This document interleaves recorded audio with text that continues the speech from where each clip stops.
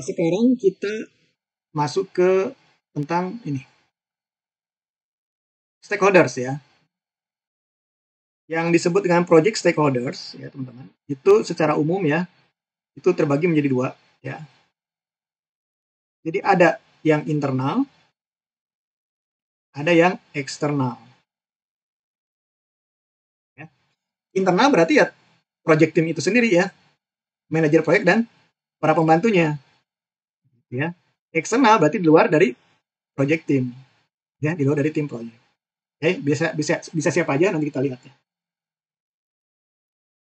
Jadi kalau dari sisi definisi, lihat definisinya ya, stakeholders itu atau project stakeholder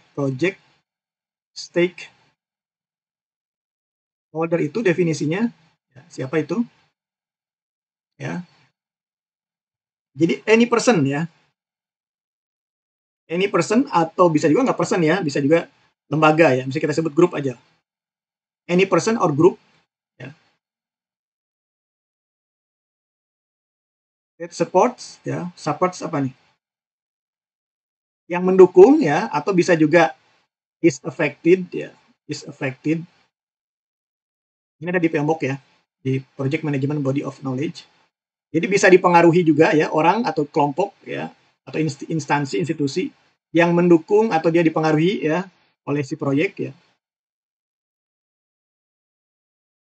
Ya, is affected by, ini ada by-nya. Ya. Or is interested. Nah, ada satu lagi interested. Ya, berkepentingan ya in project. Itu project ya, projectnya project apa aja lah. Gitu ya. Jadi siapa? Ini stakeholder itu berarti kan orang yang berkepentingan ya, pemangku kepentingan. Nah, kalau bahasa Indonesianya itu sering diterjemahkan sebagai pemangku kepentingan. Pemangku kepentingan. Gitu ya. Ini yang disebut dengan stakeholders. Nah, jadi siapapun ya, baik itu perorangan ataupun kelompok, ya, organisasi dan sebagainya, yang mendukung ya, atau terpengaruh, ya, terkena dampak, ya, atau berkepentingan terhadap proyek tersebut, itu maka disebut stakeholder. Dia bisa berasal dari internal, ya, bisa berasal dari eksternal proyek itu sendiri. Ya, internal berarti kan project team ya, project team. Nah, ada yang disebut dengan ya stakeholder register ya, stakeholder register atau daftar stakeholder ya. Nah, ini contohnya gimana teman-teman bentuknya ya. Jadi sederhananya kita buat misalnya tabel ya, tabel gini lah ya. Di sini masuk ke pertama adalah kategori. Jadi si stakeholder itu kita kategorikan ya. Nah, kemudian ada subkategori. Subkategori ya. Kemudian ada partisipannya atau audiensnya. Audiensnya siapa? Audiensnya. Ya, atau participants. Nah, kategori kita bagi dua. Tadi kan sudah kita bahas ya teman-teman ya. Jadi ada dua jenis stakeholder ya. Ya. Nah, kita isi misalnya di situ kategori ada internal ya, ada internal, ada eksternal gitu. Ya. Subkategorinya misalnya internal itu siapa? Ya, misalnya ada upper management. Ya. Kalau di perusahaan itu ya misalnya proyek dalam perusahaannya gitu. Ya tadi saya bilang kayak sistem informasi ya, itu dia misalnya direksi ya. Contoh direksi di sini. Ya, dirut. Ya. Dirut kemudian siapa lagi ya? GM misalnya gitu ya. Atau si CIO ya, Chief Information Officer. Nah, baru kemudian ada di situ team members gitu. Ya, team members itu siapa? Ya, nanti dilihat nih, ya. Apakah hanya dari departemen misalnya, departemen IT ya, IT department ya, nggak apa-apa saya tulis di belakangnya saja, atau nanti Biasanya kalau struktur di manajemen proyek itu dia matriks ya, jadi melibatkan banyak fungsi. Jadi finance pun masuk bisa jadi ya. Finance department staff gitu ya. Ada staffnya dari departemen keuangan kan nanti butuh pembiayaan proyek, ya enggak? Gitu. Kemudian ada mungkin bagian dari HR-nya, ada staff dari HR diambil ya. Ya. Untuk ngurusin personalianya.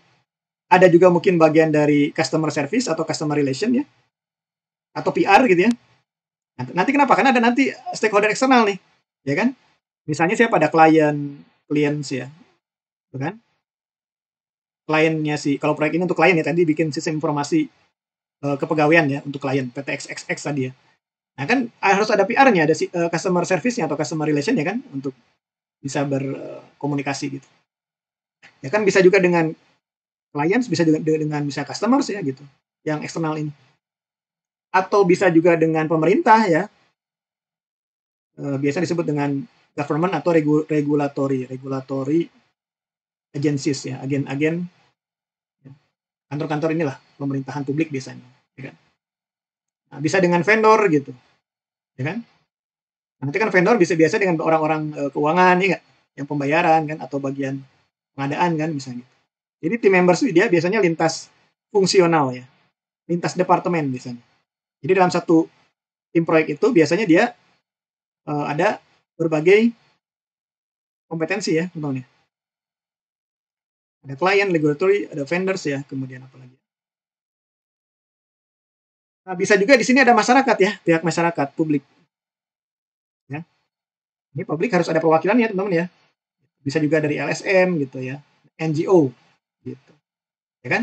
Kan ini kalau enggak nanti orang aktivis lingkungan ya enggak? NGO itu kan salah satu aktivis lingkungan. Kalau proyek kita melanggar lingkungan ya enggak? Kayak yang lagi rame ini di Bogor ya enggak, teman-teman? Ya kan? Ini misalnya apa? Ya kan harusnya di sini ada, misalnya di sini kalau publik itu misalnya ya dari mulai RT RW gitu ya. Atau misalnya aktivis lingkungan, tadi aktivis lingkungan gitu. Ya. Bisa juga dari pemerintah nih, ya kementerian tadi LHK ya. Kementerian. Ini saya campur-campur ya, LHK, bahasa Inggris, bahasa Indonesia. Begitu. Vendors ya macam-macam lah ya. Bisa juga nanti terkait dengan apa komunitas ya. Publik itu kan bisa aja dalam bentuk komunitas. Jadi ada komunitas di situ. Bisa juga media ya teman-teman ya, media surat kabar atau apa namanya ya televisi gitu ya sebagainya. Itu. Jadi kita harus identifikasi kira-kira proyek kita ini akan didukung oleh siapa, siapa akan mendukung proyek kita, siapa yang akan terpengaruh oleh proyek kita, ya enggak? Siapa yang berkepentingan dengan proyek kita. Kita harus bisa diidentifikasi. Nah, supaya apa nanti teman-teman bisa kelola, di manage ya enggak? Kan judulnya manajemen proyek. Jadi semuanya ini harus kita manage gitu ya. Ini selain itu bisa juga teman-teman ya, ini yang di internal itu kita masukkan ada tim penasehat atau advisory members atau misalnya pakar ya, dewan pakar gitu. Apa namanya? Expert ya, gitu. Ya enggak? Yang bisa mendukung, membantu proyek itu. Gitu. Ya kan bisa jadi profesor gitu ya, atau misalnya praktisi bisa gitu ya, practitioners gitu ya. Supaya apa ini semua? Supaya bisa kita kelola.